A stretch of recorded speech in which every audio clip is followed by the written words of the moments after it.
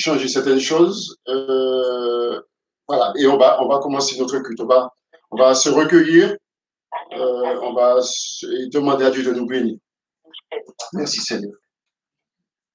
Gloire à ton nom, Jésus. Seigneur, nous te remercions parce que nous sommes là ensemble dans ta présence. Et nous, Seigneur, t'offrons ce culte, Seigneur, afin que ensemble nos voix s'élèvent. Nous te célébrions, nous te glorifions, nous t'adorons. Seigneur, tu mérites la gloire. Seigneur, comble-nous de ta grâce. Fortifie nos cœurs, Seigneur. Visite nos âmes, Seigneur.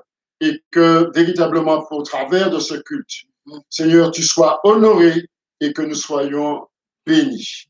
Fortifie chacun. Merci pour tous ceux qui sont là, qui sont à l'écoute.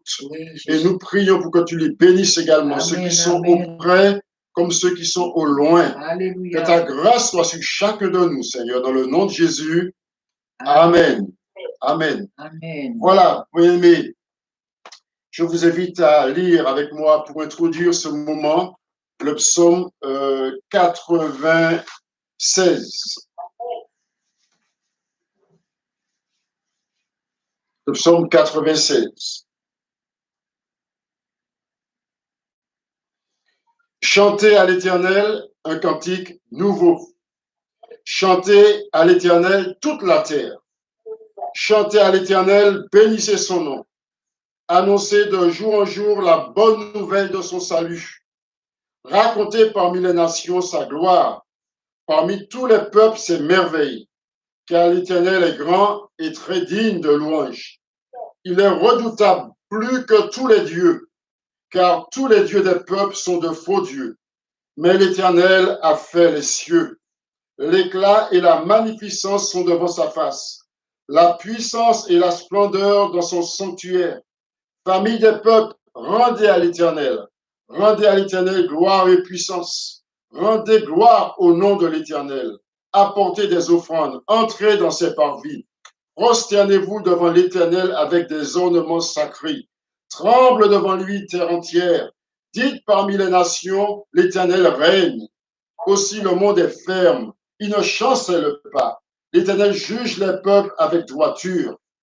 Que les cieux se réjouissent. Que la terre soit dans l'allégresse. Que la mer retentisse avec tout ce qui la remplit. Que la campagne exulte avec tout ce qui s'y trouve. Que tous les arbres des forêts lancent des acclamations devant l'Éternel, car il vient pour juger la terre. Il jugera le monde avec justice et les peuples selon sa fidélité. Et nous disons Amen. Amen. Gloire à Dieu. Merci. Alors, tu es prête? Voilà. Il a fallu un peu assurer la logistique sur pas mal de petites choses. C'est pour ça que vous la voyez qui sort, qui rentre. Et maintenant, on est prêt à commencer. Alors, vous avez reçu la liste des chants et nous remercions de nouveau Janika pour ce service qu'elle accomplit. Pas pour moi, mais pour Dieu, pour l'Église. Donc, et je vous invite tout de suite, puisque vous avez la liste, vous pouvez l'ouvrir sur votre smartphone, ou bien vous avez peut-être noté les numéros et vous avez votre recueil devant vous. Alors, nous allons tout de suite commencer avec ce premier chant. Et dans le monde entier, tu es souverain.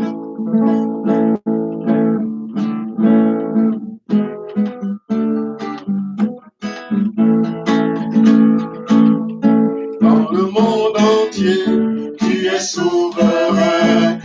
Chaque torrent, le soleil couchant, et mon seul désir, Seigneur, mon seul choix, dans ma vie soit toujours le roi, oui, règne en moi, car ton pouvoir règne sur ma main, et quand tout est noir, tu es Seigneur, de tout en moi, dans ma vie soit toujours le roi, dans chaque parole et chaque pensée, je veux refléter, Seigneur, ta bonté.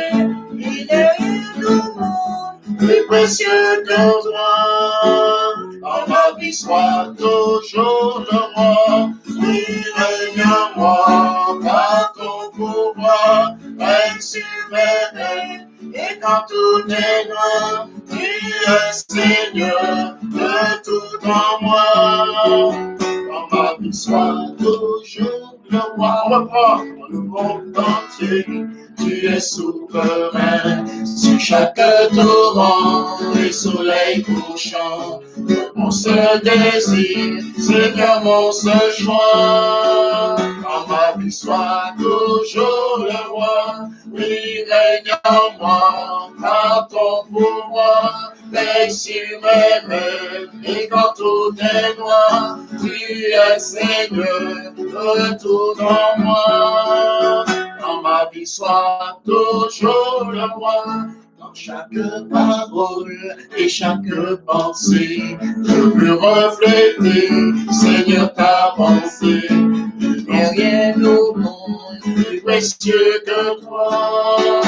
Dans ma vie, sois toujours le roi. Oui, règne en moi, par ton pouvoir. Veille sur mes rêves, et quand tout est noir, tu es Seigneur, de tout en moi.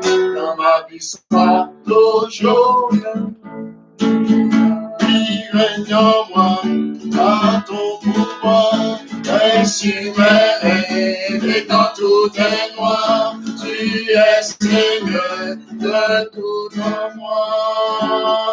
Dans ma vie, sois toujours le roi. Que Dieu soit béni. Voilà, c'était pour nous mettre un peu en train. Hein, nous mettre un peu en train, puis voilà, que le Seigneur puisse régner. Il est souverain, il est celui qui règne. Que son nom soit béni, que son nom soit loué. Alléluia. Amen. Merci Seigneur. On salue donc, il y a Anne-Marie avec nous. Tu es là, Anne-Marie? Voilà, que Dieu soit béni. Voilà, le deuxième chant que je vous propose, c'est ce chant que nous aimons bien pour cet immense bonheur que tu as mis dans mon cœur. Alors oui, je crois que c'est important que nous puissions exprimer à Dieu que nous avons de la joie. Hein, nous avons de la joie d'être ensemble, nous avons de la joie de lui appartenir. Même si les circonstances ne sont pas toujours agréables, mais le Seigneur nous remplit de sa joie. Amen. Que son nom soit béni. Pour cet immense bonheur que tu as mis dans mon cœur, je veux te louer, Seigneur.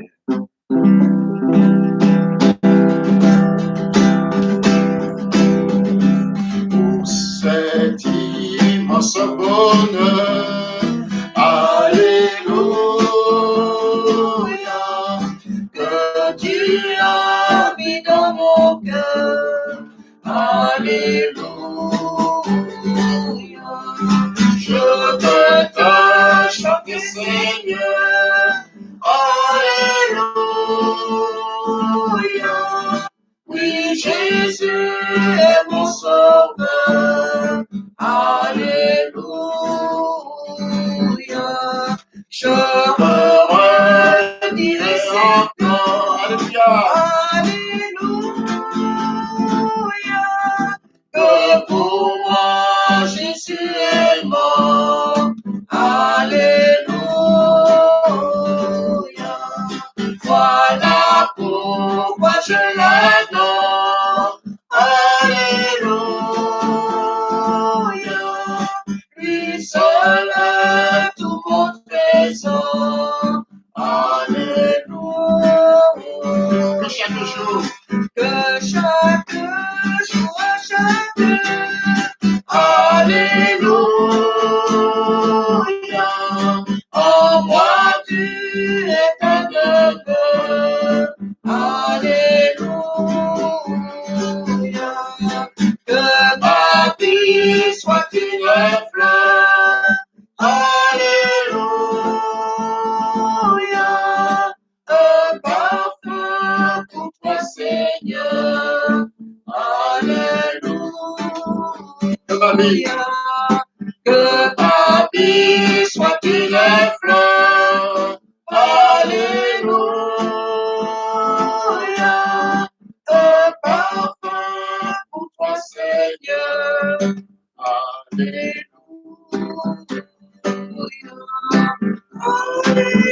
Alléluia. Alléluia. pas fin pour toi, Seigneur. Alléluia.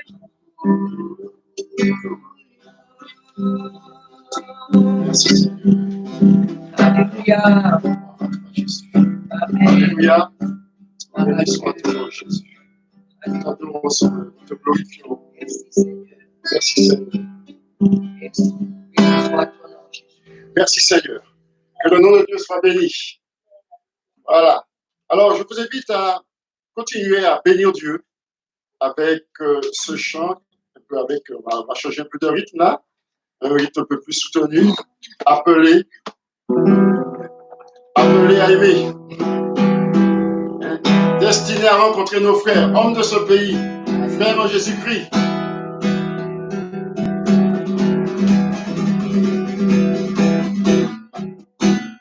Appelé à aimer, Destiné à rencontrer nos frères, entraîné par la foi unie et solidaire, abattons les murs, l'esprit de rupture, brisons les barrières, enlevant les fers, unis ce pays, répand sur nous ton esprit, devant nos cœurs un désir de sainteté. Accorde-nous ton pardon, ta grâce et ta guérison, et que s'accomplisse en nous ta volonté. Transformés par l'esprit, nous refusons l'œuvre de division, relevons ce défi. Travaillons à notre réunion, hommes de ce pays, frères en Jésus-Christ, reformons nos voix, que le monde voit. Ce pays, répand sur nous ton esprit, mais dans nos cœurs un désir de sainteté. accorde-nous ton pardon, ta grâce et ta guérison, et que s'accomplisse en nous ta volonté. En Jésus, rassemblés, nous voulons sceller notre unité, soutenus, fortifiés, que nous aide à vivre en vérité, combattons ensemble, et que la fêtons, unissons nos mains, construisons demain, unissons le pays, répand sur nous ton esprit, mais dans nos cœurs un désir de sainteté. Accorde-nous ton pardon, ta grâce et ta guérison, et que s'accomplisse en nous ta volonté. En Jésus,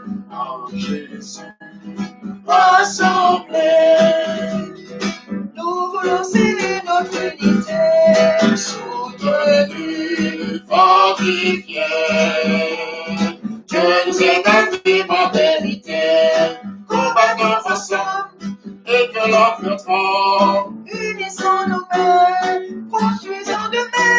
Seigneur, unis ce pays, répand sur nous ton esprit, viens dans nos cœurs un plaisir de sainteté. Accorde-nous ton pardon, ta grâce et ta guérison, et que s'accomplisse en nous ta volonté. Et que s'accomplisse en nous ta volonté. Gloire à Dieu. Que Dieu nous unisse, que nous combattions ensemble, transformés par l'esprit, nous refusons l'œuvre de division, relevons le défi, travaillons à notre réunion, que Dieu soit béni. Merci Seigneur. Gloire à ton nom, Jésus. Alléluia. Coucou à Lydia Manchetti. Voilà, on est content de l'avoir avec nous. Ça fait un bout de temps. Voilà, sois béni. Et également, merci Seigneur, que Dieu, ton nom soit béni. Coucou à Naïka. C'est des noms que je... Naï, si tu préfères. Taïna, ce sont les enfants du club. Bonjour les enfants, que Dieu vous bénisse. Contente de vous savoir que vous êtes là avec nous. Béni soit ton nom, Seigneur. Alléluia. Ça continue à bénir Dieu. Je demeure à l'abri de tes... Je demeure à l'abri de tes ailes. je me repose auprès de toi. Ta fidélité sera mon bouclier. Chaque jour, je chanterai. Béni sera le nom du Seigneur. Alors, là où vous êtes, hein, on bénit Dieu. On loue le nom de notre Dieu. On le loue au travers de ces chants. On élève la main. On glorifie notre Dieu. Alors, merci à ceux qui sont en famille, qui peuvent le faire en famille, avec votre époux, avec vos enfants, avec votre épouse, avec vos enfants. Bénissez Dieu. Puis, il y a aussi ceux qui sont seuls, mais on bénit Dieu. On est là ensemble. On l'adore. Que son nom soit béni. Je demeure à l'abri de tes ailes.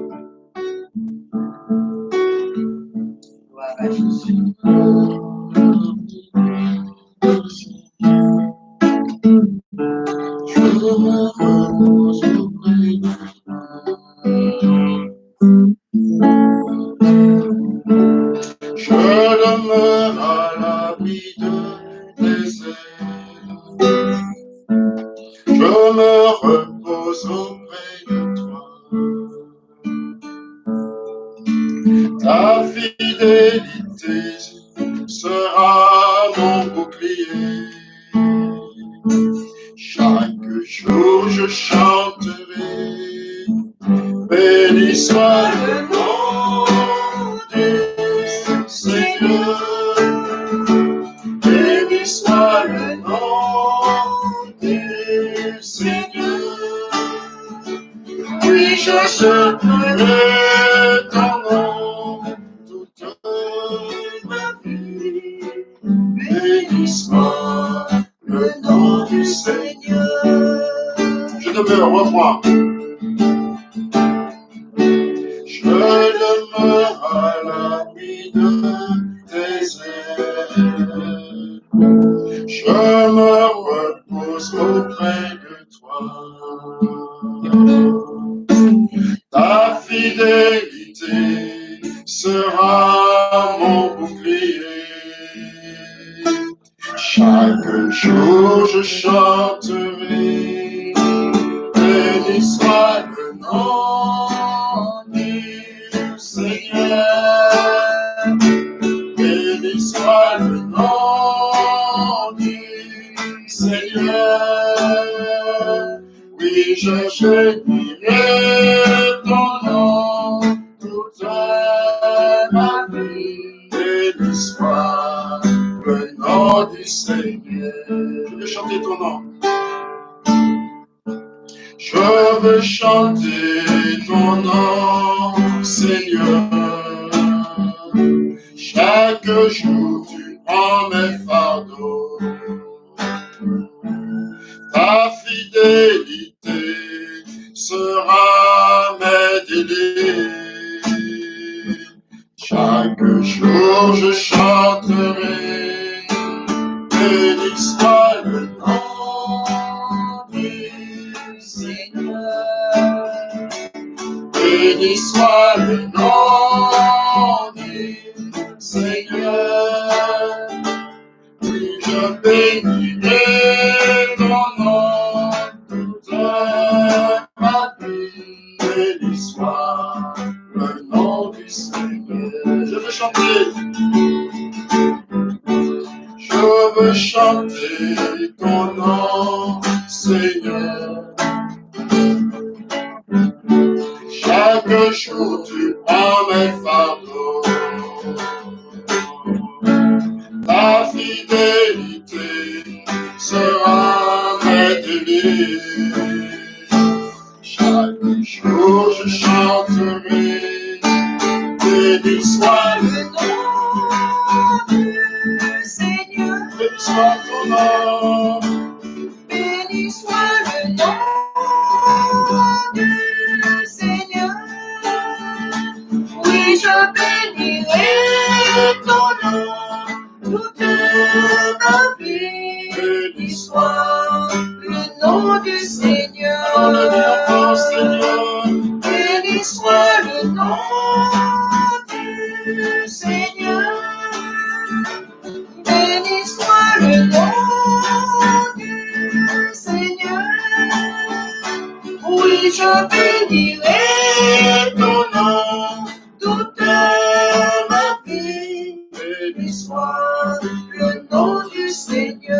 Alors Seigneur, Béni soit le nom du Seigneur. béni soit Le nom du Seigneur. Oui, je bénirai ton nom, toute ma vie. béni soit le nom du Seigneur. Béni soit le nom du Seigneur. Est-ce qu'on peut l'adorer là où on est? Que son nom soit béni. Alléluia. Que son nom soit loué. Alléluia. Nous t'adorons, nous glorifions ton nom. Est-ce que là vous êtes, pouvez vous incliner devant son autorité, devant sa souveraineté, devant sa majesté, Amen. et de célébrer que de vos cœurs, de vos bouches monte un chant de louange, un chant d'action de grâce. Amen. Bénissez le Dieu vivant, le Dieu vrai. Bénissez votre Dieu, glorifiez-le. Il est là avec vous, il est là avec nous. Il ne nous abandonne pas parce qu'il nous aime. Amen. Il est notre Dieu. Que son nom soit loué. Que son nom soit béni. Que son nom soit béni. Que son nom soit exalté. Alléluia. Élevé. Parce que tu es digne d'être élevé. Tu es digne d'être exalté. Tu es digne d'être célébré. Tu es le roi des rois, le Seigneur des seigneurs. Celui qui prend soin de nous. Dans quelle que soit la situation, quel que soit le problème, quelle que soit la difficulté. Tu es là et tu n'abandonnes jamais tes enfants. Tu n'abandonnes jamais celui qui crie à toi. Tu n'abandonnes jamais celui qui s'attend à toi. Nous ne sommes jamais déçus parce que notre Dieu est fidèle. Il est bon, il est grand, il est puissant, il est souverain. À toi la louange, à toi l'honneur, à toi la puissance, à toi la gloire. Dans toute l'éternité, tu es Dieu. En dehors de toi, il n'y a pas d'autre. Au-dessus de toi, il n'y a pas d'autre. Parce que tu es le tout-puissant. Tu es l'unique, tu es le véritable. Celui qui nous a aimés au-delà de tout. Celui qui a donné son Fils à la croix du calvaire pour le pardon de nos péchés. Celui qui a donné un sens à notre vie. Celui qui nous a fait cette promesse de revenir nous chercher. Qui est parti nous préparer une place afin que nous puissions être avec lui là-haut dans le ciel. Là où il n'y aura plus de pleurs. Là où il n'y aura plus de deuil. Là où il n'y aura plus de nuit. Là où ce sera la félicité, la joie, la louange, donc perpétuellement pour l'éternité. À ton nom soit la gloire. Oui, nous bénissons ton nom, nous bénissons le nom glorieux, le nom qui est au-dessus de tout, le nom de Jésus par lequel nous sommes plus que vainqueurs. À toi la gloire, Seigneur, dans le nom de Jésus, dans le nom de Jésus. Béni soit le nom du Seigneur. Béni soit le nom du Seigneur. Oui, je bénirai ton nom toute ma vie. Béni soit le nom du Seigneur. Béni soit le nom du Seigneur. Béni soit ton nom, Jésus. Gloire à ton nom, Jésus. Béni sois-tu, Jésus. Amen. Mon Seigneur et mon Dieu, tu es infiniment grand. Alléluia. Merci, Jésus. Merci, Seigneur. Mon Seigneur et mon Dieu. Alléluia. Alléluia. Alléluia. Alléluia. Gloire à toi, Jésus. Gloire à ton nom, Jésus.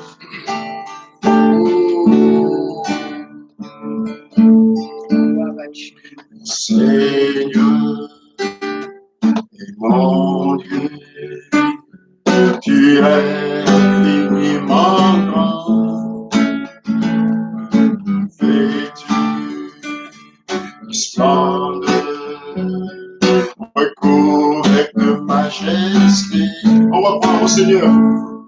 Seigneur et mon Dieu, tu es infiniment grand, vêtu de splendeur, recouvert de majesté.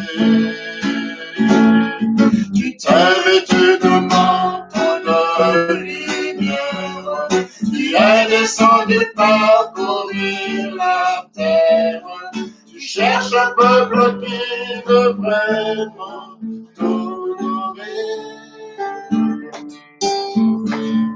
Tu t'es vêtu de manteau de lumière, tu es descendu parcourir la terre, tu cherches un peuple qui veut faire ta volonté. Mon Seigneur, mon Dieu, tu es infiniment grand, revêtu de splendeur, recouvert de majesté. Des quatre vents tu envoies tes paroles, tu souffles sur notre pays, tu envoies sur nos vies un feu qui purifie. Des quatre vents tu envoies tes paroles, tu souffles sur notre pays, tu envoies sur nos vies un feu qui purifie.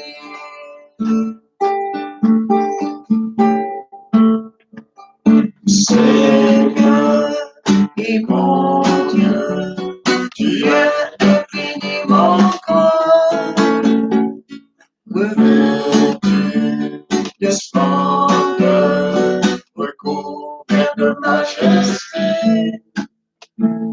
Je réponds, me voici, mon Dieu, mon Père, pour accomplir ta volonté. Que par ma bouche tes paroles soient données. Je réponds, me voici, mon Dieu, mon Père, pour accomplir ta volonté. Que par ma bouche tes paroles soient données. Seigneur et mon Dieu, tu es infiniment grand, revêtu de splendeur, recouvert de majesté. Mon Seigneur et mon Dieu. Amen. Alléluia. Mon Seigneur et mon Dieu.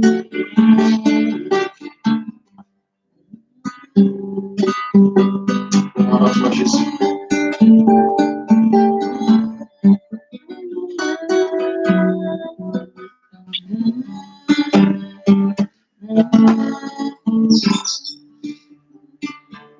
Alléluia.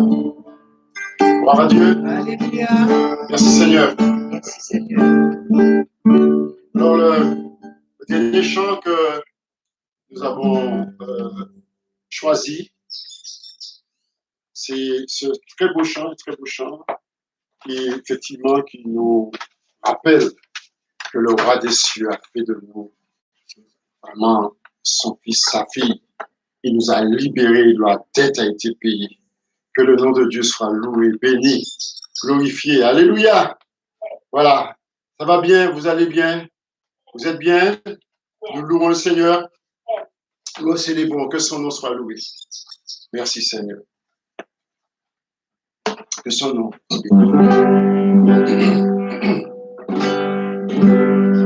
Merci Seigneur. Alléluia. Merci Jésus.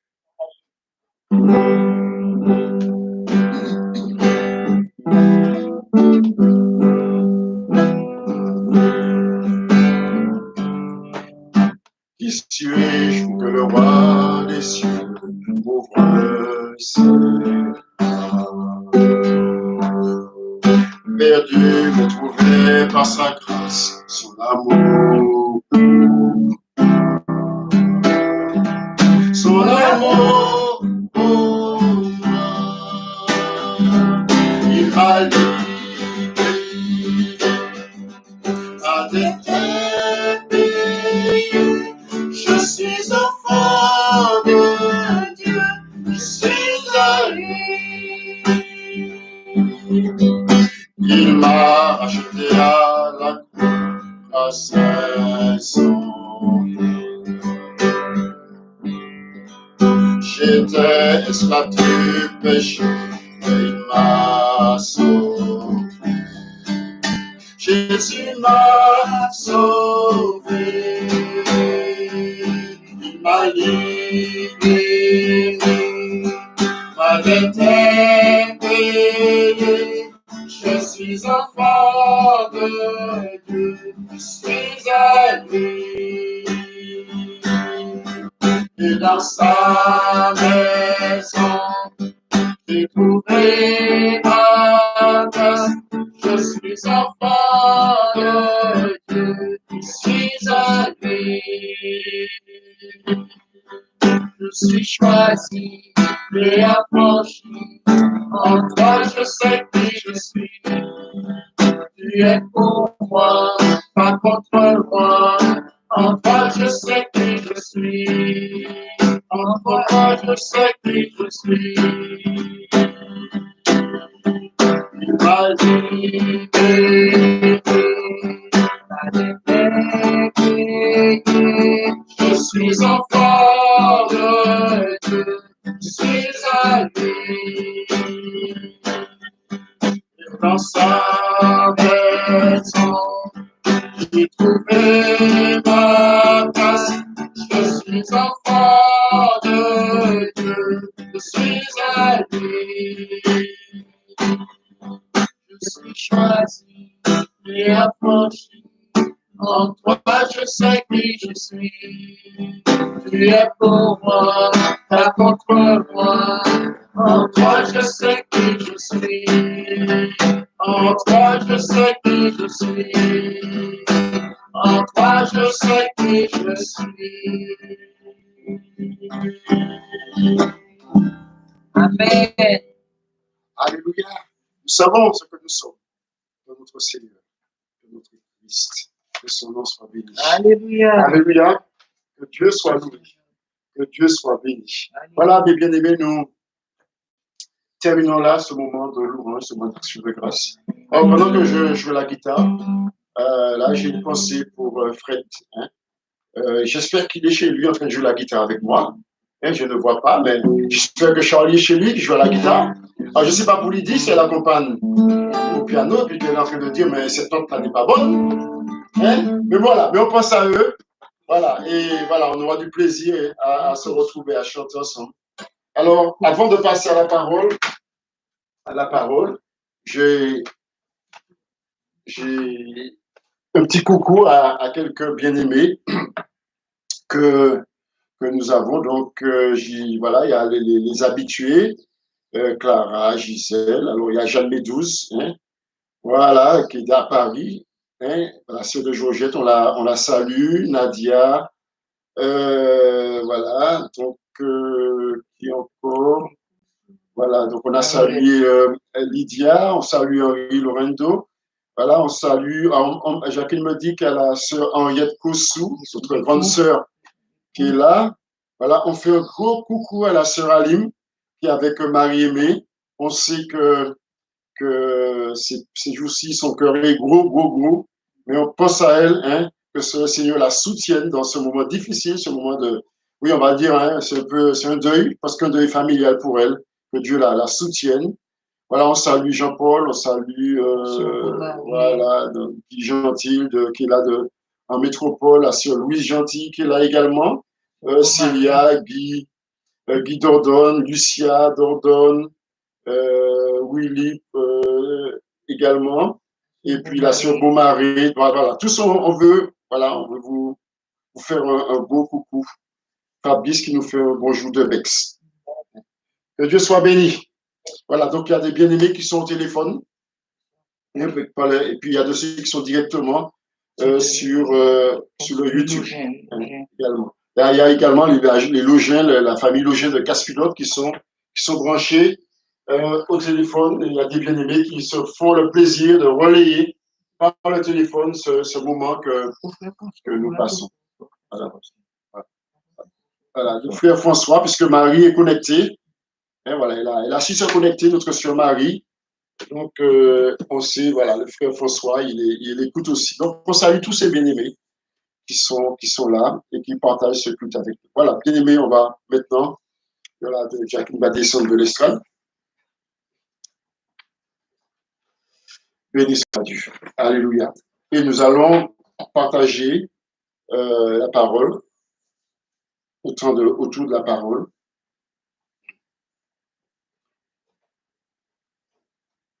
J'avais tout préparé sur ma diapo. Il y avait le titre du message. Et puis, voilà.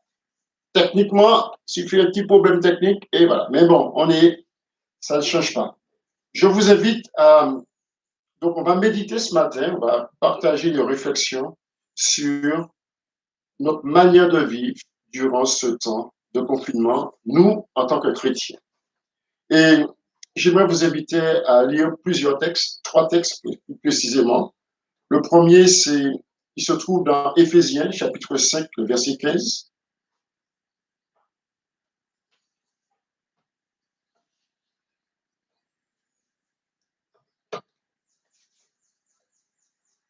Alors, Éphésiens, chapitre 5, verset 15, il nous est dit, « Veillez donc avec soin sur votre conduite, non comme des fous, mais comme des sages.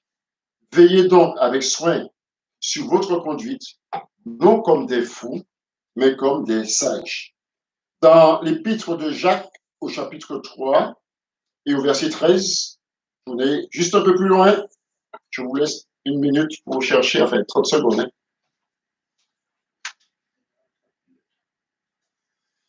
Béni sois-tu, Seigneur.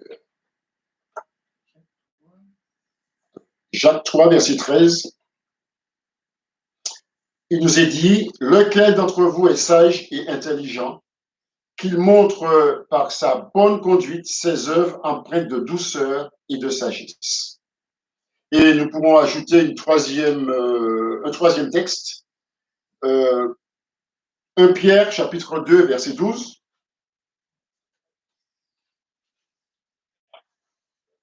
1 Pierre, chapitre 2, verset 12. Juste un peu plus loin. Ayez au milieu des païens une bonne conduite, afin que là où ils vous calomnient comme faisant le mal, ils voient vos bonnes œuvres et glorifient Dieu au jour de sa visite. Prions Dieu afin qu'il bénisse sa parole. Merci Seigneur de ce que, après t'avoir loué, honoré ton nom, après avoir rendu des actions de grâce, nous mettons, Seigneur, à ta disposition pour que nous puissions recevoir ta parole. Permets qu'au travers de cette réflexion, de cette prédication, Seigneur, ta parole puisse nous arroser, nous reprendre si nécessaire, toujours nous permettre de rester sur le chemin que tu nous as tracé. Dans ces temps difficiles, par rapport à ce que nous entendons, combien nous avons encore besoin aujourd'hui, toujours, nous tes enfants, de rester sel et lumière au milieu de la cité. Alors, permets que par cette parole, nous soyons encouragés, Seigneur, à pouvoir toujours l'être. Bénis cette parole et accomplis ton œuvre dans nos cœurs par le Saint-Esprit. Amen. Ces différents versets que nous avons lus nous questionnent, mes bien-aimés, sur notre manière de vivre, sur notre conduite en tant que chrétiens. Ce sont des textes qui nous invitent fortement à avoir une bonne conduite, à veiller à notre manière de vivre et surtout à notre manière de vivre au milieu de la génération dans laquelle nous sommes placés. Je viens de le dire dans ma prière, Dieu attend de nous, ses enfants, que nous soyons sel et lumière au milieu de la cité. Quand je dis sel et lumière au milieu de la cité, je fais référence à ces textes qui se trouvent dans le Sermon sur la montagne. Vous êtes le sel de la terre, vous êtes la lumière du monde. Aujourd'hui, nous sommes dans une situation de confinement et nous sommes logés à la même enseigne, chrétiens, non chrétiens, quelles que soient nos croyances, hein, nous sommes tous au même stade.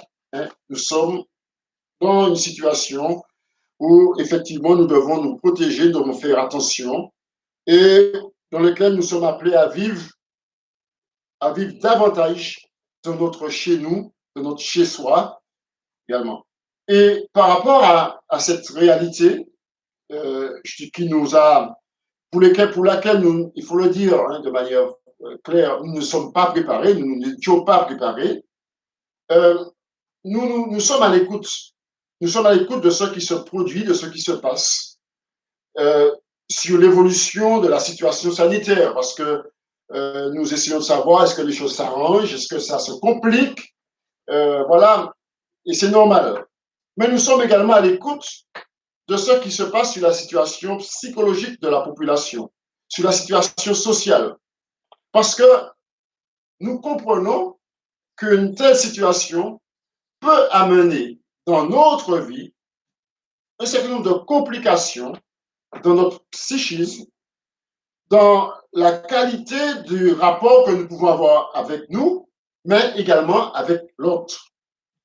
Il faut savoir que tout le monde ne réagit pas de la même manière devant les situations tendues, devant les situations anxieuses. Les crises, quand elles se produisent, elles mettent en évidence la capacité que nous pouvons avoir à nous adapter, à pouvoir résister, à surmonter la difficulté. Mais les crises mettent aussi en relief nos fragilités, nos difficultés, nos dérapages. Et conscient de ces éléments, alors il est important que nous puissions nous poser la question par rapport à notre foi. Qu'en est-il pour nous chrétiens? Comment nous, en tant que chrétiens, nous vivons cette réalité qui, je le répète, hein, pour laquelle nous n'étions pas préparés comme les autres. Hein. Nous n'étions pas préparés à avoir un culte en direct par YouTube. Également, nous n'étions pas préparés à rester chez nous, nous n'étions pas préparés à ce que notre lieu de culte soit fermé, nous n'étions pas préparés à vivre 24 heures sur 24 sans jamais sortir avec nos proches, etc. Non.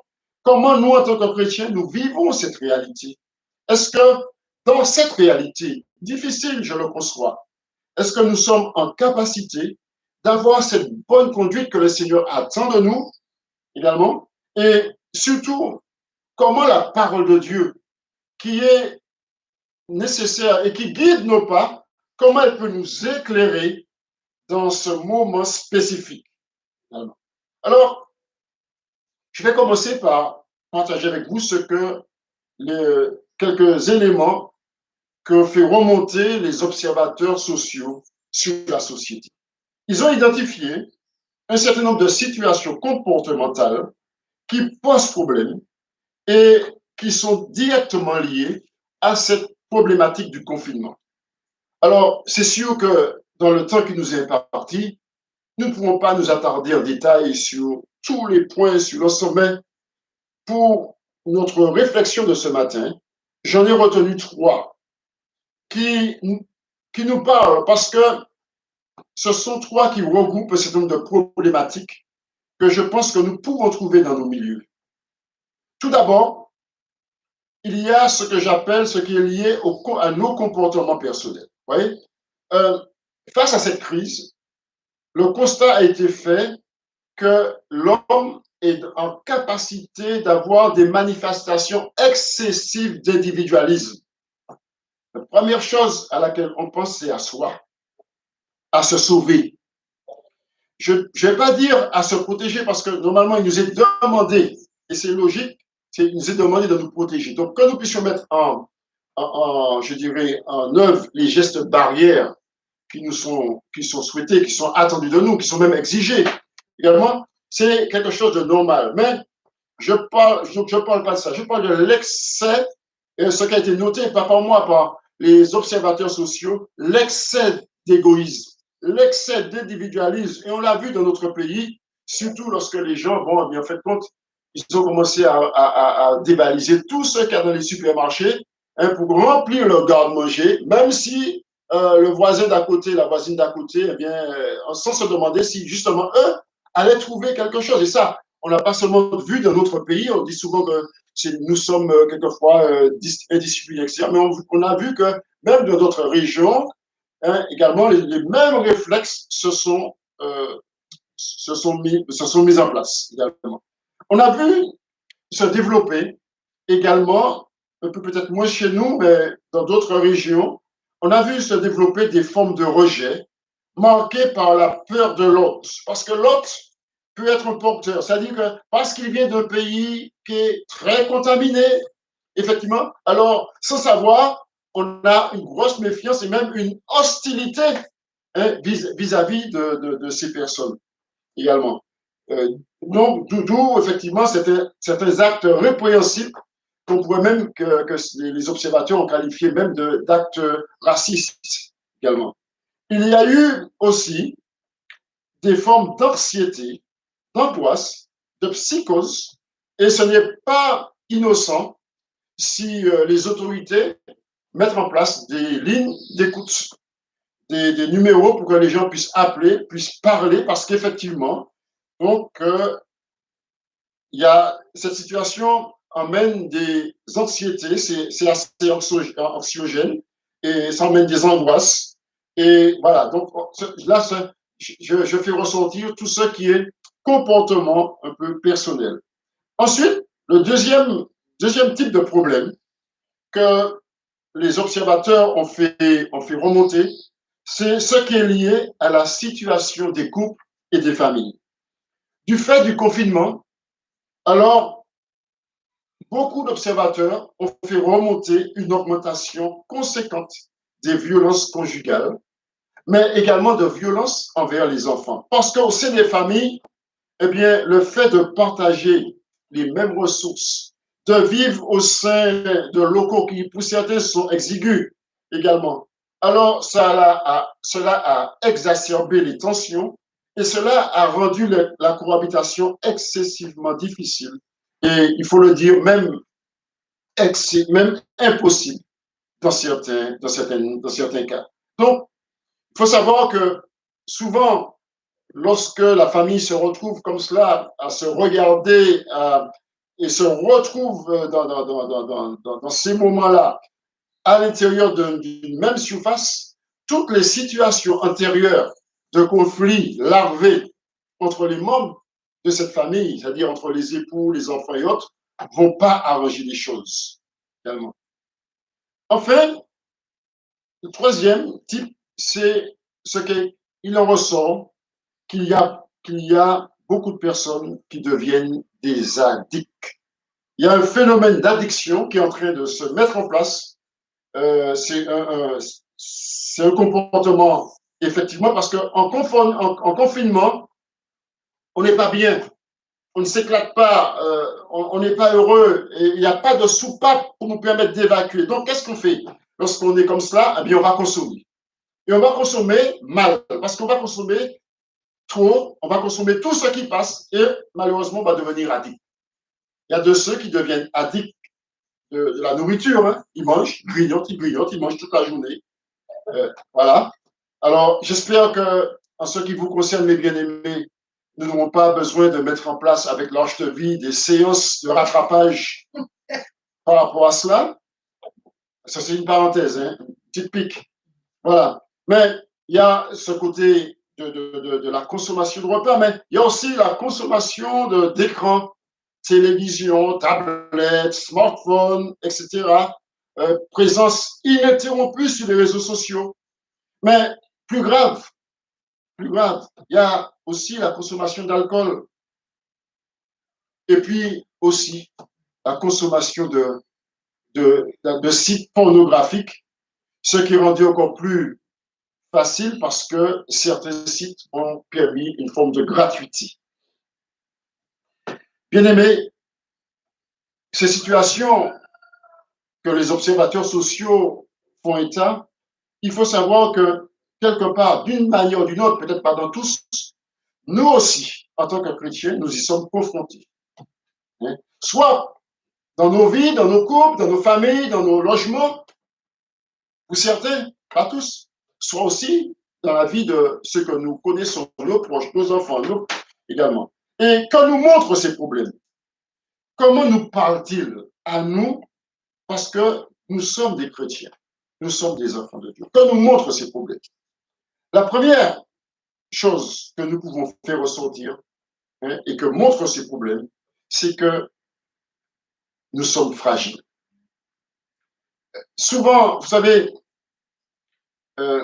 notre époque, la fin du XXe siècle et le début du XXIe siècle, a eu tendance à démontrer que l'homme était en mesure de dominer de manière extraordinaire les situations et les choses.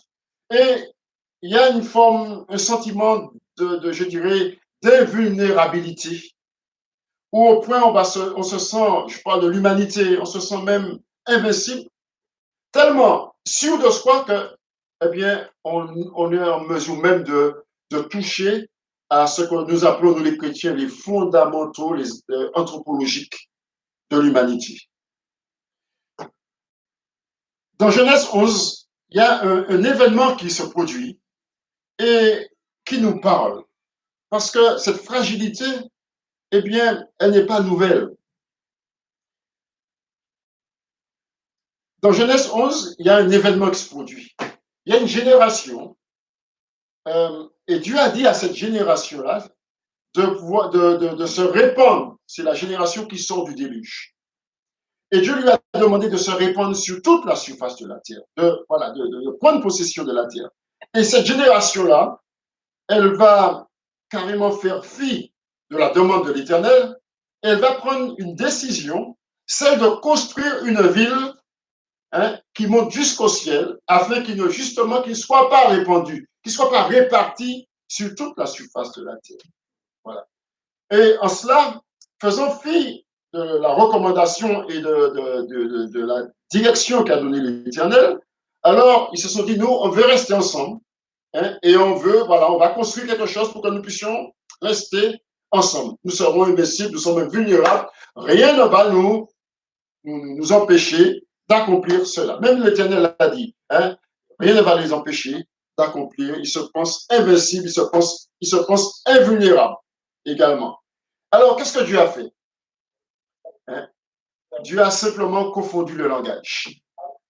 En un instant, voici qu'ils n'étaient plus en capacité de se comprendre, en capacité de collaborer, en capacité de pouvoir échanger.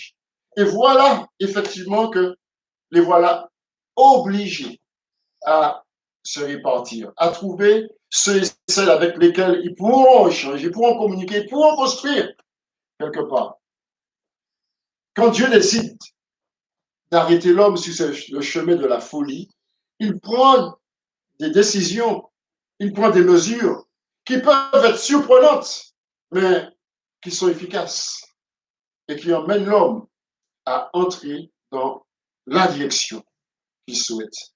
Il me revient également cette parole du Christ. Et là, je reste toujours par rapport à notre fragilité. Hein? Nous qui nous pensons invulnérables, invincibles. Il me revient cette parole de Jésus dans le Sermon sur la montagne. Dans Matthieu 7, verset 26, alors il est dit, Jésus conclut le Sermon sur la montagne en disant, quiconque entend de moi ces paroles et ne les met pas en pratique sera semblable à un homme insensé qui a bâti sa maison sur le sable. Et Pierre Berthoud, qui est un professeur à la faculté de théologie Jean Calvin, il a, dans un article, il a dit ceci, l'homme moderne a bâti la maison de notre civilisation actuelle sur le sable. Et j'ai bien aimé, d'ailleurs, c'est parce que j'ai aimé cette citation que je l'ai retenue. En fait, l'homme qui se croit invincible, qui se croit invulnérable, en fait, au lieu de construire la maison, notre maison commune, sur du solide, notre maison commune est construite sur le sable. D'où, effectivement, notre fragilité. Nous sommes fragiles. Quels que soient les exploits, bien-aimés, les conquêtes que l'humanité a pu accomplir, et nous pouvons les reconnaître, mais il n'en reste pas moins vrai que nous les hommes, notre humanité est et demeure fragile. Pourquoi? Parce que, pour revenir à ce texte du Christ, eh bien, parce que les fondements sont ébranlés. Les fondements sont ébranlés. J'aimerais vous inviter à, à, à écouter ce que nous dit le psalmiste dans le psaume 103, les versets 15 et 16. Il nous est dit là, l'homme, ses jours sont comme l'herbe, il fleurit comme la fleur des champs. Mais que dit le psalmiste par la suite? Lorsque le vent passe, elle n'est plus, et le lieu qu'elle occupait ne la reconnaît plus. Donc, les problèmes que les observateurs sociaux ont fait remonter, effectivement, font état que, quelles que soient les assurances que nous pouvons avoir, quels que soient les progrès que nous avons pu accomplir, également, nous restons des êtres fragiles. Et cette situation met en avant notre fragilité. La deuxième chose que nous montrent ces problèmes, et c'est ce qui se passe souvent dans nos familles, c'est que souvent, les crises au sein de nos familles, les crises qui ressortent dans nos relations, couple, parents, enfants, eh bien, ne viennent pas du confinement. Elles ont une antériorité.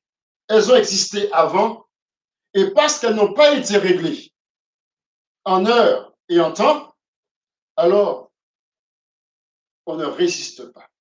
Parce qu'elles n'ont pas été traitées, parce qu'elles n'ont pas été abordées, parce qu'elles n'ont pas été réglées au moment où il fallait, dans les situations difficiles, alors on n'arrive plus à résister, on n'arrive plus à faire face et ça explose.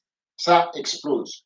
Et au point que, alors il faut le savoir, au niveau de ce qui s'est passé dans certains pays, eh bien, à la sortie du confinement, la première décision que certains ont prise, c'était d'aller voir leur avocat pour pouvoir divorcer le plus rapidement que possible. Parce que le couple n'a pas su tenir pendant cette période. Mais le problème n'est pas lié au confinement. Le problème est lié parce qu'il y a eu d'autres soucis qui peut-être existaient déjà et n'ont pas été réglés. Et enfin, la troisième chose que nous montrent ces problèmes, c'est que, dû à notre fragilité, dû aussi à notre, je dirais, à notre situation de péché également, parce que nous ne devons pas oublier que nous sommes des pécheurs sauvés par grâce. Hein? La troisième chose, notre incapacité, je dirais à faire face à des addictions, cela montre que nous ne sommes pas capables de gérer nos désirs, nous ne sommes pas capables de gérer nos pulsions, nous ne sommes pas capables de nous maîtriser. Alors, à la lumière de ces problèmes également, et je le répète, ces différentes situations que je cite ne touchent pas seulement aux non-chrétiens. Il ne faut pas que nous puissions nous voiler la face. Ça touche peut-être pas systématiquement, je ne parle pas directement des chrétiens de l'église de Chelcher, mais d'une manière générale, ça touche à ceux aussi qui se disent chrétiens, à ceux aussi qui se disent enfants de Dieu. Ces problèmes-là, alors, pas tous peut-être, mais certains de ces problèmes, alors ils les vivent, ils y font face. Certains des problèmes d'addict, certains des problèmes de couple, certains des problèmes dans les relations de famille, certains des problèmes, effectivement, avec d'anxiété, de psychose, certains des problèmes d'individualisme, d'égoïsme, etc. Il y a un serviteur de Dieu qui a dit ceci, qui a écrit d'ailleurs. Il a dit, à la sortie du confinement, qu'allons-nous trouver dans nos églises? Nous sommes partis, je crois que notre dernier culte a eu lieu le 15 mars, il me semble. Et depuis le 15 mars, enfin, notre dernier culte dans notre bâtiment. Notre dernier culte où nous sommes retrouvés de manière visible. Voilà, le dernier dimanche. Donc, Quand nous allons nous retrouver, parce qu'un jour nous allons nous retrouver, mes bien-aimés, qu'est-ce que nous allons trouver dans nos églises? Et je ne dis pas à chercher, je parle dans nos églises. Est-ce que nous allons trouver des chrétiens désorientés, des couples pressés de signer leur divorce, leur séparation, des fidèles qui pendant des semaines ont été addicts à ceci, à cela et sont complètement dans leur inconscient souillés par toutes choses, des personnes désorientées, déstabilisées, qui ont besoin de recherche. On ne sait pas.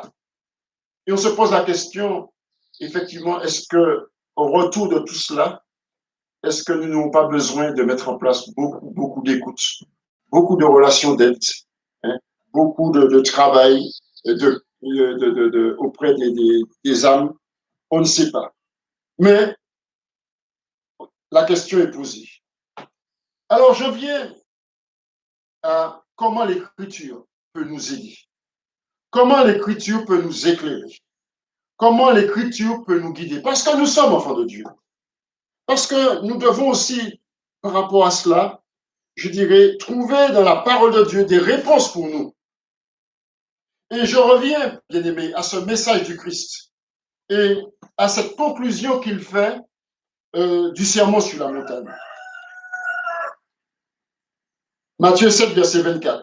Quiconque entend de moi ces paroles et les met en pratique est semblable à quelqu'un, un homme prudent, est semblable à un homme prudent qui a bâti sa maison sur le roc.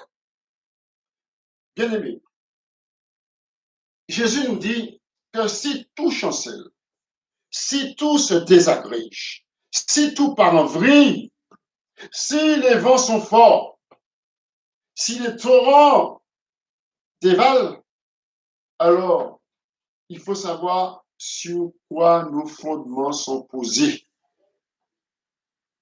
Parce que avoir une bonne conduite dans des situations comme celle-ci, mais dans toutes les situations, ça ne se décrète pas. On ne proclame pas, j'aurai une bonne conduite. Là, avoir une bonne conduite, c'est la suite logique d'une construction, de la construction de notre vie, de notre personnalité chrétienne, qui va pouvoir s'élever en s'appuyant sur des fondements qui sont des fondements solides. Nous ne devons pas oublier notre antériorité. Nous sommes des personnes marquées par le péché, marquées par la rébellion. Éphésiens 2, verset 1 nous dit, nous étions morts dans nos offenses. Nous étions des enfants de colère. Nos vies ont été marquées par le péché parce que le péché nous dominait. Mais Jésus est venu et nous l'avons rencontré. Il est entré dans notre vie. Pourquoi est-il venu dans notre vie? Pourquoi est-il entré dans notre vie, mes bien-aimés? Pour que nous soyons en capacité de pouvoir construire notre vie, notre personnalité autrement. C'est pour ça que Jésus dit, quiconque bâtit sur ses paroles, c'est-à-dire sur lui, puisqu'il est la parole. Amen.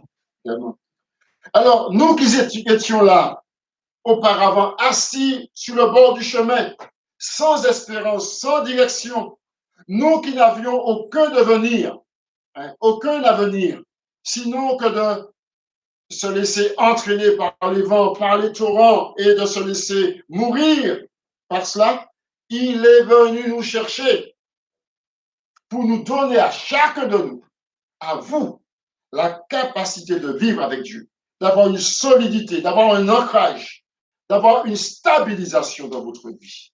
Si votre vie est instable, Dieu vient dans votre vie afin que vous puissiez devenir stable, équilibré. Et il vous donne sa parole pour cela, pour que vous ne puissiez pas être emporté dans toutes les directions. Quand nous parlons de la repentance, et nous les enfants de Dieu, nous qui disons enfants et fils de Dieu, nous disons, nous sommes passés par la repentance. Mais la repentance, ce n'est pas l'acte d'un seul moment. C'est quelque chose qui nous accompagne dans notre vie parce que la repentance, c'est le changement de direction. La capacité de réaliser que le chemin que je prenais n'est pas le bon. Alors, je reprends le bon chemin. Or, bien-aimé, dans toute notre marche, il y a des périodes où nous nous égarons. Il y a des périodes où nous prenons la mauvaise voie et nous avons besoin de nous repentir. C'est-à-dire de changer de direction. La Bible nous dit que le Christ nous a remplis de son Esprit Saint. C'est-à-dire que quand nous venons à lui, quand nous nous tournons vers lui, il nous donne ce privilège d'être habité de son Esprit. Et la parole et l'Esprit nous amènent à plaire à notre Dieu. C'est-à-dire avoir cette bonne conduite qui se voit. Bien-aimé, nous ne devons pas l'oublier. La présence du Saint-Esprit nous permet de produire le meilleur des fruits. Galates 5, le verset 22 nous dit, le fruit de l'Esprit Saint, l'amour, la joie, la paix, la patience, la bonté, la bienveillance ou la miséricorde, la fidélité, la douceur, la maîtrise de soi. Que Dieu soit béni. C'est-à-dire que l'Écriture nous donne des réponses pour qu'en tant que chrétiens, nous ne puissions pas, dans les situations de crise, être sans ressources. Nous pouvons garder la foi. Même dans les périodes difficiles, nous pouvons garder la foi. Nous pouvons lutter contre notre chair, contre les œuvres de notre chair, parce que le Saint-Esprit en nous nous permet de cultiver notre capacité à marcher et à plaire à Dieu. Parce que nous sommes chrétiens, nous pouvons avoir une bonne conduite et montrer par nos actions des œuvres qui glorifient le Dieu vivant. Bien-aimés, tout ce que je viens de vous dire, cela signifie simplement que le Christ nous a donné des fondements et que ces fondements sont solides et que si nous construisons sur ces fondements, notre maison sera solide. Et à quel moment voit-on qu'une maison est solide? C'est lorsque elle se trouve confrontée aux crises.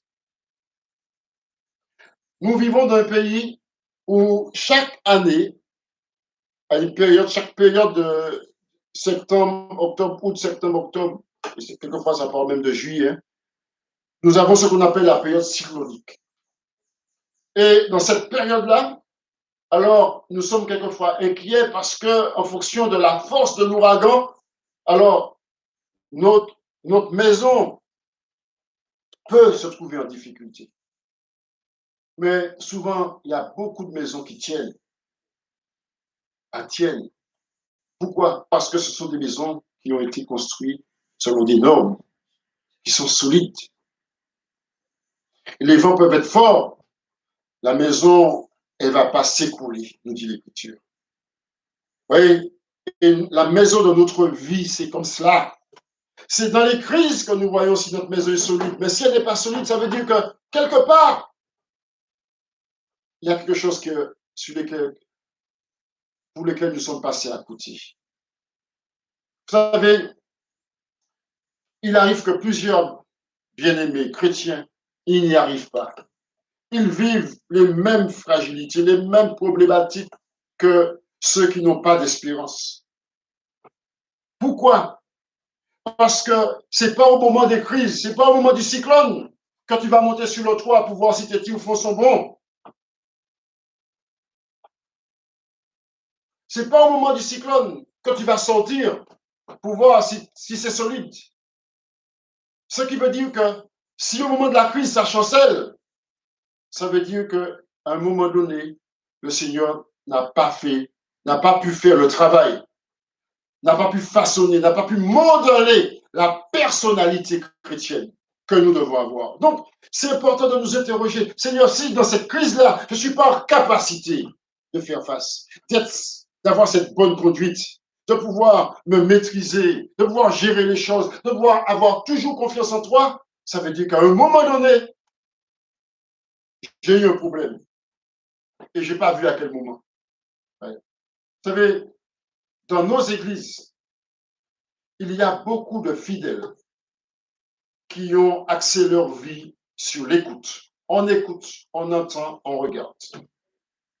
Mais j'aimerais vous dire que avec Dieu, si vous voulez avancer, si vous voulez être fort, si vous voulez être solide, si vous voulez que votre maison soit sur le roc qu'est Jésus, vous ne pouvez pas construire votre vie uniquement en écoutant des messages. En écoutant, même si vous m'écoutez, même si c'est moi seul que vous écoutez, ou vous écoutez d'autres frères, d'autres pasteurs, quel que soit, vous ne pouvez pas vivre votre vie seulement en écoutant des messages. Pourquoi? Parce que l'écoute doit produire l'obéissance doit produire la bonne œuvre, la pratique. Nous écoutons, nous sommes forts dans l'écoute, mais nous sommes tellement faibles quelquefois dans la pratique. Et s'il n'y a pas une pratique, mes bien-aimés, nous n'allons jamais développer cette personnalité chrétienne forte. Si vous n'avez pas appris à faire confiance à Dieu lorsque le ruisseau est tranquille et descend, comment vous allez faire confiance à Dieu lorsque les eaux grossissent? Dieu commence à construire notre personnalité en nous permettant de faire des expériences avec lui dans la pratique, dans les petites choses. Celui qui est fidèle dans les petites choses, il sera fidèle dans les grandes. Si tu as appris à mettre ta main dans la main de Dieu, dans les petites choses, tu continueras à mettre ta main dans la main de Dieu lorsque ça va bouger fort. Tu as besoin de cela, bien-aimé. Vous avez besoin de cela. Donc, notre pratique, c'est cette bonne conduite dont nous parlent les Écritures. Elle se trouve dans l'essence de l'œuvre du Christ en nous. Elle se matérialise, elle se concrétise au travers de notre vie de piété, marquée par l'écoute, la méditation de la parole, par l'action de la prière, par l'œuvre du Saint-Esprit, et qui nous permet effectivement après, dans l'obéissance, de mettre en action. Pour terminer, confinement ou pas, en tant que chrétien, ce que Dieu attend de nous, c'est d'avoir une bonne conduite. Alors, nous pouvons dégager du temps. Nous savons à quel point nous en sommes. Nous savons si nous connaissons notre vie. Et nous savons si nous sommes capables, dans ces temps de crise, d'être debout, d'être forts. Nous savons si notre famille est capable de pouvoir vivre ensemble dans ces temps de crise. Nous savons si nous sommes capables de résister à toutes les tentations et les formes d'addict dans ces temps de crise. Et si nous réalisons qu'au contraire, nous sommes fragilisés, nous sommes déstabilisés, nous sommes désorientés, nous sommes amoxés. Alors, c'est le temps. Nous avons le temps. Dégageons du temps. Renforçons notre piété personnelle. Repentons-nous. C'est-à-dire, changeons de direction. Changeons de direction. Et dans la lecture, dans la méditation, dans la prière, quelquefois seul avec Dieu. Seul avec Dieu.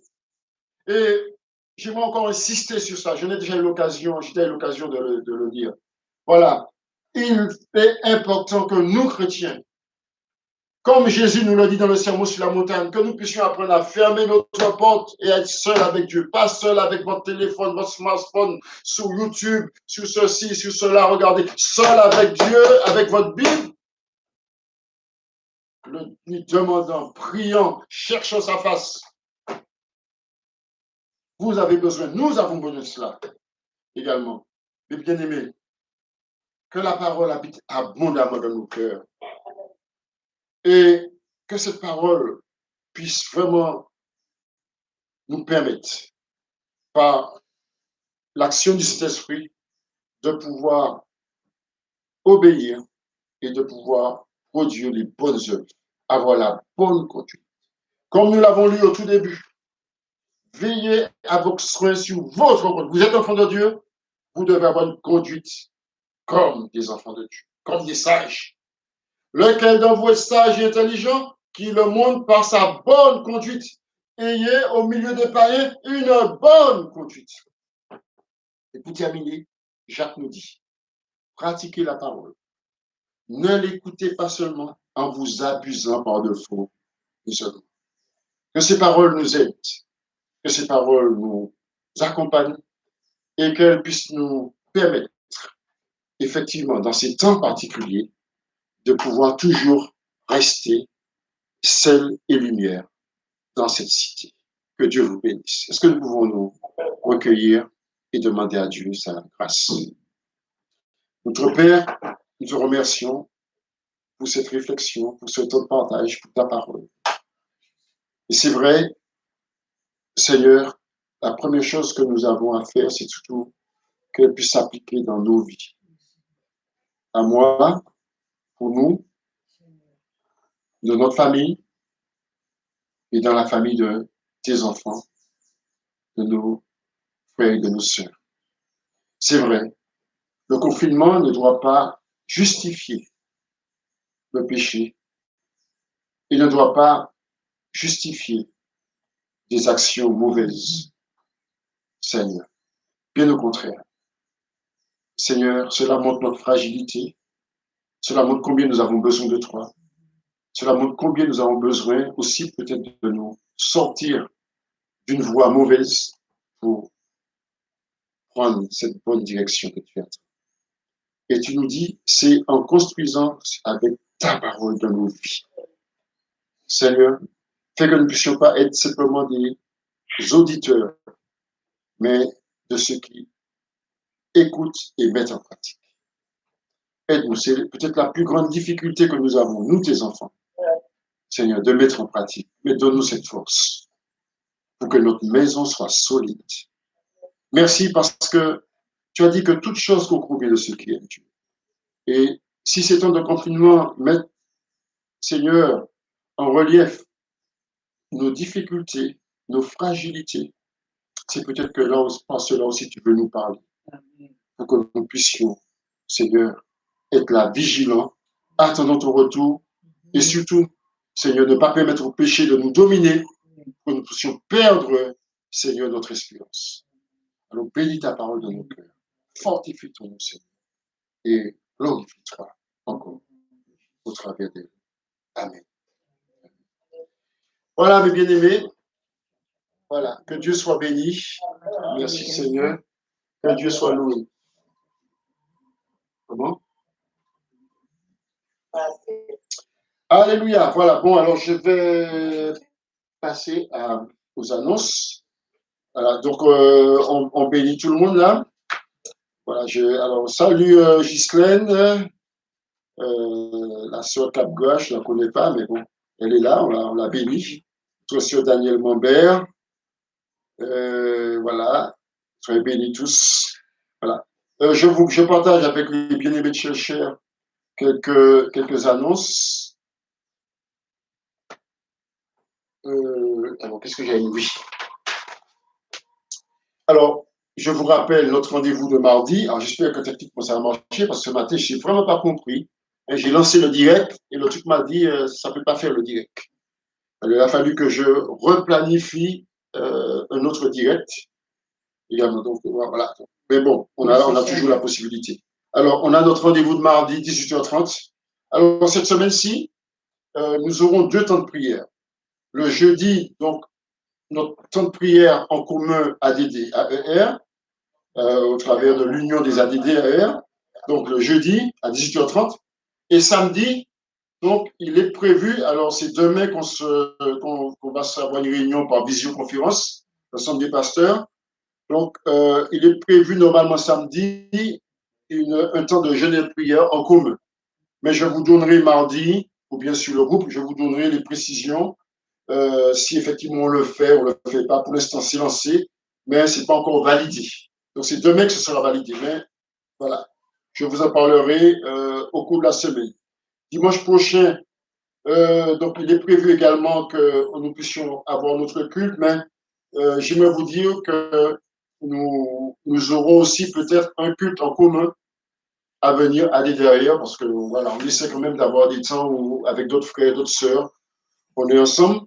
Et puis, franchement, pour ne pas vous mentir, eh bien, s'il y a un culte en commun, ça me permet moi aussi de m'asseoir et d'écouter un petit peu. Voilà. Je suis en train de réfléchir pour savoir comment peut-être quelqu'un d'autre. Enfin, c'est pas un souci. Donc, c'est possible, mais je vous en parlerai. Je vous en parlerai. Sur les questions liées au déconfinement, nous sommes encore sur cette configuration pour le mois de mai, hein, tout le mois de mai. Nous ne nous attendons pas encore à attendre une autorisation pour ouvrir nos lieux de culte. La date qui a été proposée, je dirais, c'est une date qui a été lancée, mais il n'y a aucune certitude. On a dit la mi-juin, mais il y a encore beaucoup de détails. La mi-juin, si jamais ça ne s'aggrave pas, hein, si la situation le permet. Mais en plus, c'est sûr que les conditions qui nous seront demandées vont peut-être nous amener à prendre des mesures spécifiques. Donc, on prie pour cela. L'important, c'est que nous puissions rester unis, rester ensemble. Regardez, alors, vendredi, je crois que c'est vendredi, j'ai ouvert le groupe, parce que vous savez que le groupe WhatsApp, ce n'est pas un groupe de discussion, mais au bout d'un mois, j'ai senti que bon, c'est bon de l'ouvrir, que les bien-aimés puissent se saluer, échanger. Donc, on a fait toute la journée de vendredi et ça a bien parlé. Alors, peut-être que dans les semaines à venir, on va le refaire une ou deux fois, puisqu'on est là encore seulement pour moi et ma mi-juin. Alors, je demande à ceux, aux bien-aimés, que quand on ouvre le groupe, hein, là, il n'est pas ouvert, hein, je vais le refermer, mais quand on ouvre le groupe, si vous savez que les bien-aimés discutent, etc., que ça ne vous fâche pas. Ah, je reçois beaucoup de messages sur mon portable, ça me dit, monsieur, maintenant, réjouis-toi de ce que les chrétiens parlent, se bénissent les uns les autres, échangent, sont contents d'avoir des nouvelles. Bénis Dieu pour cela. Sois heureux également. OK? Voilà, parce que c'est ça aussi, c'est important. C'est nécessaire, effectivement, de ces moments-là. Alors, soit ne vous irritez pas. Hein? Croyez le bon côté. Bénissez. Bénissez. Que Dieu soit béni. Amen. Voilà. Donc, on termine par rapport à ce moment. Donc, au revoir, mes bien-aimés. Que Dieu vous accorde une bonne journée, un bon repas. J'espère que vous avez fait de bonnes choses. Mangez bien, pas manger trop. Veillez à votre ligne et surtout, protégez-vous. Respectez les gestes barrières, respectez les choses, hein, respectez les règles qui ont été établies pour que, voilà, parce que c'est nécessaire, c'est important pour qu'effectivement qu'on sorte de cette situation épidémique, parce qu'il faut qu'au moment qu'on puisse en sortir, il faut que la vie économique reprenne. Quelquefois, on n'y pense pas. Il faut que la vie économique reprenne, il faut que les gens retrouvent le chemin du travail, parce que sinon, la crise va s'accentuer dans la vie sociale, et ça, ce sera vraiment triste et dommageable. Donc, prions vraiment et soyons sages. Que Dieu vous bénisse, hein, qu'il vous fortifie, donc mes bien-aimés, donc, et à mardi. Soyez bénis. Allez, on vous salue. Bye. Allez, Marie, Anne-Marie.